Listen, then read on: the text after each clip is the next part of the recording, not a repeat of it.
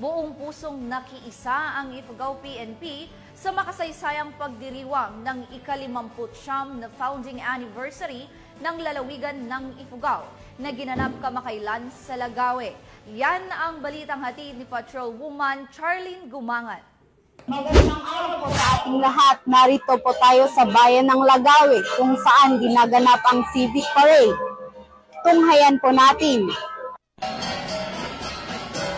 Masiglang na ibahagi ang mga tauhan ng Ifugao Police Provincial Office sa isinagawang Civic Parade sa pagdiriwang ng ika-59 Ifugao Founding Anniversary o tinaguriang Gotad at Ifugao 2025 sa Provincial Capital Poblacion South, Lagawe, Ifugao.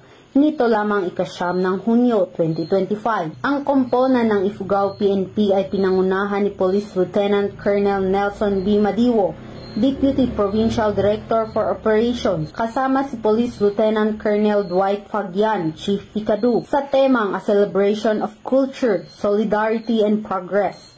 Ang Civic Parade ay nilahukan din ng mga kawani ng lokal na pamahalaan ng Ifugao, Municipal LGU, Sandatahang Lakas ng Pilipinas, Bureau of Fire Protection, Bureau of Jail Management and Penology, iba pang national government agencies at mga stakeholders. Bukod pa rito ang mga tauhan ng 1st Ifugao Provincial Mobile Force Company at Lagawe Municipal Police Station ay buong pwersa sa pagbibigay ng kaayusan, seguridad at maayos na pagmamando ng trapiko. Ang partisipasyon ng Ifugao PNP sa naturang pagdiriwang ay isang patunay sa matatag na ugnayan ng pulisya at komunidad tungo sa nag-iisang layunin ng pagkakaisa at kaunlaran sa bagong Pilipinas.